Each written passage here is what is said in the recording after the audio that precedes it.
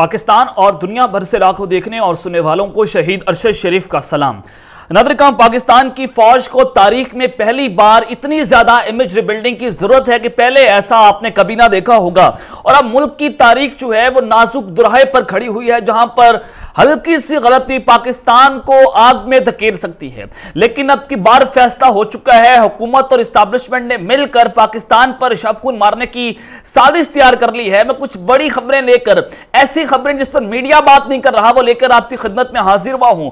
सबसे पहली खबर पर जनाब आज हमने बात करनी है कि इमरान खान को कत्ल करने की साजिश के हवाले से मैं बहुत बार खबरें आपके सामने रख चुका हूं, लेकिन अब की बार एक जानिब इमरान खान साहब की लाहौर में रैली जिसकी क़यादत इमरान खान साहब खुद कर रहे हैं, लेकिन दूसरी जानिब इमरान खान को उनकी बम प्रूफ गाड़ी को उड़ाने का प्लान पकड़ा गया है। किस तरह से काफिले के अंदर इमरान खान की गाड़ी जो है उसको खराब किया गया और उसमें पूरी साजिश क्या थी, और उस हवाले से खुदकुश हमला आग का खेल जो है वो जारी हो चुका है। इस हवाले से मैं मुकम्मल डिटेल्स आपके सामने रखूंगा कि आज लाहौर रैली में क्या हुआ, क्या मामला है, माजरा क्या है। और दूसरी खबर पर जो हमने बात करनी है कि जनरल आसिफ मुनीर को हटाने की साजिश, अब ये साजिश किस तरह से पकड़ी गई और किस तरह से इनडायरेक्ट मैसेजेस पहुंचाए गए और मामला क्या है, और उस सब के अंदर इस रेड जोन में क्या सूरत हाल है, पिंडी में क्या चल रहा है, और साथ ही मरियम नवाज GHQ में रंगे हाथों पकड़ी गई हैं,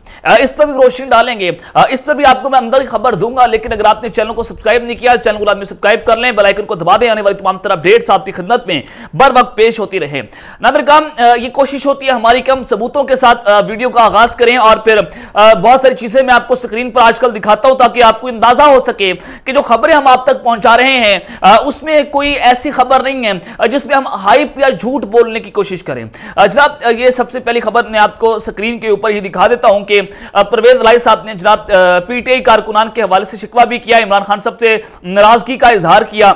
उन्होंने कहा कि 2 रोज कबल मेरे घर पर छापा मारा गया, जिस दौरान तोड़ फोड़ भी हुई और जनाब मुझे गिरफ्तारी के लिए जनाब पुलिस भी आई और जनाब उस सब के अंदर वो कामयाब तो ना हो सकी, लेकिन इमरान खान साहब से परवेज इलाही ने दबे अल्फाज में कुछ शिकवा किया।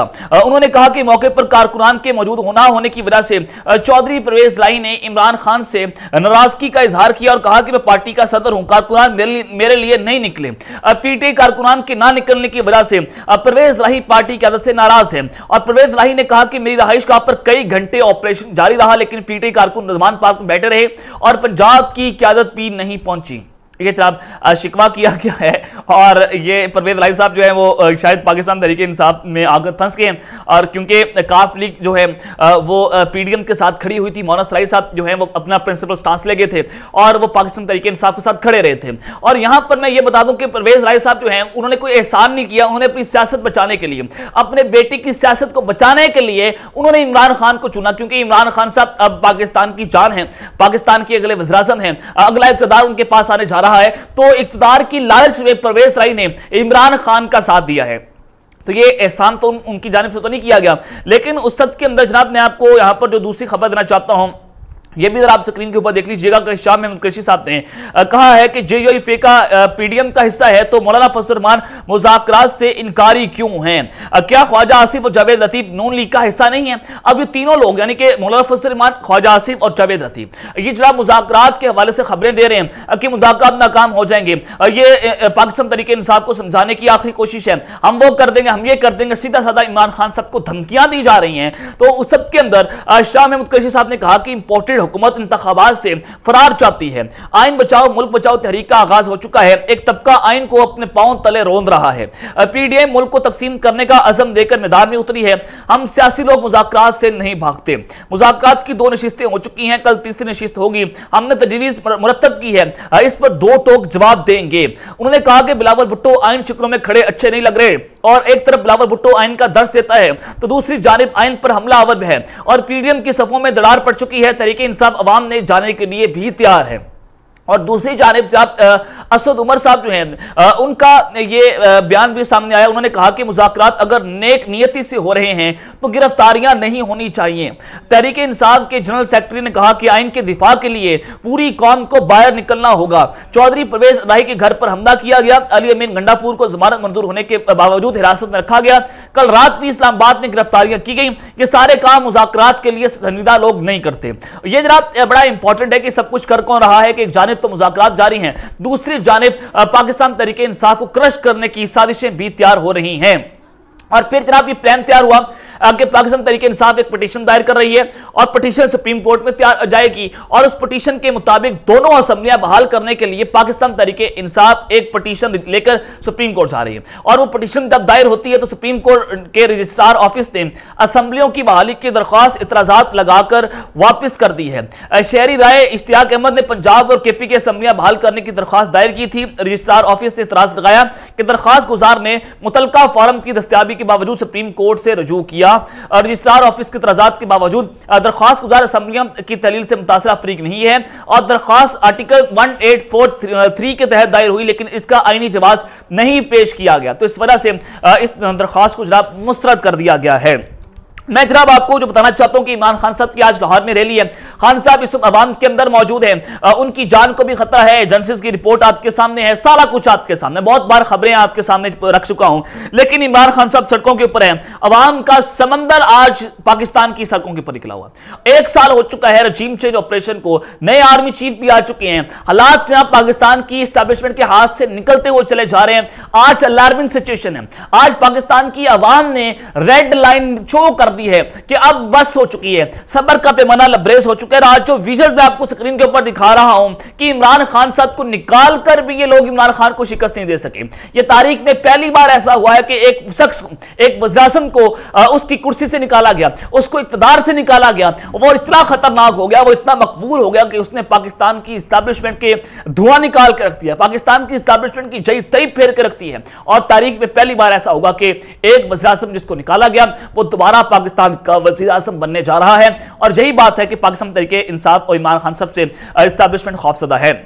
तो इस सब के अंदर जो कह रहे थे कि हमने इमरान खान के नाम पर कांटा लगा दिया, आज पाकिस्तान की अवाम ने उनके नामों पर कांटा लगा दिया। आज पाकिस्तान की अवाम ने अपना फैसला सुना दिया है। आज जिस वक्त मैं ये वीडियो रिकॉर्ड कर रहा हूं कि इमरान खान साहब जनाब खिताब ये कर रहे हैं, मैं उसकी मुकम्मल डिटेल्स अपने अगले व्लॉग में रखूंगा। लेकिन जनाब मैं आपको बताना चाहता हूं कि इमरान खान साहब जो है वह आज बम प्रूफ गाड़ी के अंदर से बैठकर खिताब कर रहे हैं। उनकी जान को खतरा है, एजेंसीज की रिपोर्ट भी सामने है। और ये बम प्रूफ गाड़ी के हवाले से खबर बड़ी इंपॉर्टेंट है। खान साहब की गाड़ी को उड़ाने का प्लान तैयार हुआ है, ये खुद कुछ हमला कर सकते हैं। आपका खेल इस वक्त जारी है। इमरान खान साहब के हवाले से जो मैं आपको खबर दे दूं कि दफा 140 जो है इस्लामाबाद के अंदर नाफिज है, लाहौर के अंदर भी सूरत हाल इस वक्त कशीदा है। और मामला ये है कि इमरान खान की गाड़ी बम प्रूफ गाड़ी है। इतरात के मुताबिक जो मेरे तक जराए ने खबरें दी कि इमरान खान साहब की काफिले के अंदर जो जैमर गाड़ी है जिसके जरिए रिमोट कंट्रोल जो बम है उसको जनाब आप ट्रेस कर सकते हैं। बहुत सारी चीजें, बहुत सारी सिक्योरिटी के अंदर वो बड़ा हेल्प आउट करती है जैमर गाड़ी। तो वो जनाब उसके खराब होने की हमें इतला मिली है। अब प्लान क्या है? इमरान खान साहब की जान की हिफाजत तो बहुत जरूरी है। ये इतना जुल्म करेंगे कि इमरान खान साहब मुल्क छोड़कर चले जाएं। इमरान खान साहब को इस बात पर जोर दिया जा रहा है बैक डोर्स के चैनल्स के जरिए भी कि आप मुल्क छोड़कर चले जाएं 2 साल के लिए, और 2 साल के बाद हम आपको वज़ीर-ए-आज़म बना देंगे, आप सिर्फ 2 साल के लिए मुल्क से चले जाएं।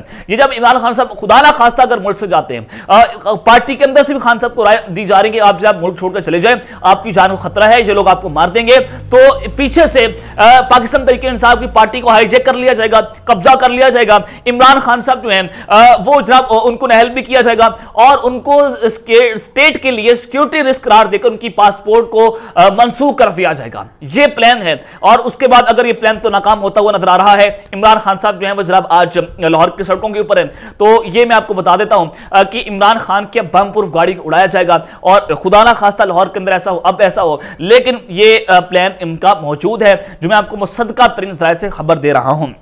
अब जनाब मैं आपको ये बता दूं कि जनरल आसिम मुनीर को हटाने की साजिशें इस वक्त जो चल रहा था मामला, खबर बड़ी अहम है और इमरान खान साहब को जनरल आसिम मुनीर से लड़ाने की भी कोशिश हुई। इसके अंदर खुद पार्टी के लोग भी शामिल थे और मरियम नवाज जो है वो इस वक्त जीएचक्यू पकड़ी गई हैं। वो मामला क्या है ये भी इस वक्त नाज़रीन करम बहुत अहम हो चुका है। मैं जरा आपके सामने ये खबर रख देता हूं कि आज मरियम नवाज ने कन्वेंशन से खिताब किया और उसमें जनाब इन्होंने इमरान खान के हर तरह से करैक्टर असैसिनेट किया, उनके वालिद तक पहुंची, उनकी वालिदा तक पहुंची। ये बेशरम औरत, इसका वालिद भगोड़ा इश्तिहारी मुजरिम, इसके बाप का मुल्क है जनाब। इसकी वालदा तो चली गई दुनिया छोड़कर, हम उनके ऊपर बात नहीं करेंगे। ना औरतों के ऊपर किरदार कशी होनी चाहिए। मैं इस बात का भी मुखालिफ हूं कि मरियम नवाज की किरदार कशी नहीं होनी चाहिए। आप सियासी मैदानों में जनाब इनका मुकाबला करें, लेकिन जब इनका मुकाबला नहीं कर सकते तो उनके घरों तक जा रहे हैं। तो जनाब मरियम नवाज ने कहा कि मुल्क की तरक्की में एक शख्स हाइल है जिसका नाम इमरान खान है। पाकिस्तान तरीके इंसाफ नहीं बल्कि पूरा टोला मसाइल का जिम्मेदार है। यह करप्ट तरीन शख्स इमरान खान के साथ है जिसने बेटे से तनख्वाह न लेने पर नवाज शरीफ को निकाला, उसका अपना बेटा रिश्वत लेता हुआ पकड़ा गया है। अब ये इशारा जो है वो साकिब मुसार की जानिब था। उन्होंने कहा कि नवाज शरीफ को एक कामे पर इक़्तिदार से बाहर कर दिया गया जिसका ज्यादा नुकसान पाकिस्तान को हुआ और 2017 में रोटी 2 रुपए की थी, मजदूर पेट भरकर खाना खाता था और अपने बच्चों को स्कूल भेजता जबकि मुल्क तरक्की कर रहा था। जी हाँ, आपके पास BMW निकली, आपके पास जनाब गाड़ियां निकली तोशाखाना से और आपको नहीं पता था कि आपके वालिद के पास इतनी गाड़ियां कहां से आ गई हैं। मंसूर अली खान का प्रोग्राम जब लीक हुआ उससे आपका भांडा फूट गया, तो उस वक्त नजर आ रहा था कि जनाब जी आप कितना पैसा मुल्क से लेकर जा रहे हैं और उस वक्त मजदूर जो है अच्छा खा रहा था। क्या अच्छा खा रहा था? ये बड़ा अहम सवाल है। और उन्होंने कहा कि दहशतगर्दी खत्म हो रही थी, लोग भूखे नहीं मर रहे थे, मजदूर की कम से कम उजरत 40,000 रुपया होनी चाहिए। मजदूरों की आवाज इसहाक डार और शहबाज शरीफ को पहुंचाऊंगी। और उन्होंने इमरान खान को फितना कहा कि फितने की तारीफ पर इमरान खान पूरा उतरते हैं। इमरान खान से कह रही हूं कि रैली की बजाय साजिश करना बंद कर दो। इतना खौफजदा है कि बंद कमरे में कन्वेंशन करते हैं और वो खान जो जनाब पाकिस्तान की सड़कों के ऊपर निकला हुआ है उससे खौफजदा है कि आप रैली ना निकालें, आप साजिश करना बंद कर दें। इतने खौफजदा है, आप यहां पर नजर का अंदाजा लगा सकते हैं। और फिर इन्होंने कहा कि इस मुल्क में बड़ी सलाहियत है लेकिन तरक्की में एक शख्स हाइल है और वो इमरान खान है। जैसे अतर मिन्नाला ने कहा कि इलेक्शन से पहले देखना होगा कि असेंबलियां तोड़ी गई, क्यों तोड़ी गई। परवेज इलाही असेंबली नहीं तोड़ना चाहते थे, जबरदस्ती तोड़वाई गई। असेंबली को मंसूबे के तहत तोड़ा गया। शर्म से सर झुक जाते हैं कि नजम साकिब बाहर से बैठकर आया है और गाली के बगैर उसकी बात नहीं होती। उनका कहना था कि यहाँ फैसले सास दमाद जो है और बेटों की रिश्वत पर होते हैं। कौमी अदालतें फैसलों पर नजर रखे बैठी हैं। तमाम इस कदर तनकीद पर इनके इस्तीफे देकर घर बैठ जाना चाहिए था। ये जनाब उन्होंने इंदिया देते हुए कहा कि नवाज शरीफ 2023 के इलेक्शन में दोबारा आएंगे और मजदूरों का हक वापस करेंगे। आपको उस मुल्क के मुंतखब नुमाइंदों आईन और कानून का फैसला मानना होगा। पार्लियामेंट मनवा कर ही रहेगी। नवाज शरीफ के साथ जुल्म हुआ है और नवाज शरीफ को 9 साल निकाल दें तो बाकी खंडरात बचते हैं। यहां तक जो है बातें की गई और जो उन्होंने सबसे इंपॉर्टेंट बात की कि आर्मी चीफ को तकर्री रोकने के लिए साजिश नाकाम हमने की।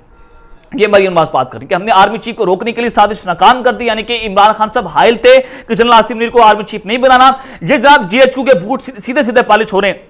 जनाब हमने आपको आर्मी चीफ बनाया है, हम आपको हटा भी सकते हैं, यह मैसेज दिया गया है। यह नहीं कहा गया कि इमरान खान साहब ने आपकी तकरीर रोकने की साजिश की और ना इमरान खान साहब इस मकसद के अंदर आए। सदर पाकिस्तान ने फौरी तौर पर जो समरी आई थी उस पर दस्तखत किए और जो जनरल आसिम मुनीर की समरी में रुकावट नहीं बने, हालांकि बन सकते थे और अगर बनते जनरल आसिम मुनीर पाकिस्तान के आर्मी चीफ ना बनते, यह भी मैं आपको बड़ी खबर दे रहा हूं। तो उस सब के बाद जनाब ये बेसिकली इनडायरेक्ट पैगाम पहुंचाया गया कि जनाब अगर हमने आपको आर्मी चीफ बनाया है तो हम आपके खिलाफ पिटीशन भी लेके जा सकते हैं कि आप रिटायर्ड जनरल हैं, अगर आपने हमारे काम ना किए तो आपको हटा देंगे और DCISI lieutenant general Nadeem Anjum को आर्मी चीफ बना देंगे। ये प्लान जनाब अंदर खाते तैयार हुआ है। अल्लाह ताला पाकिस्तान की हिफाजत करे। अब तक रहते हैं, अपना ख्याल रखिएगा, आपने लाजमी ख्याल रखना है। अल्लाह ने के बाद पाकिस्तान जिंदाबाद।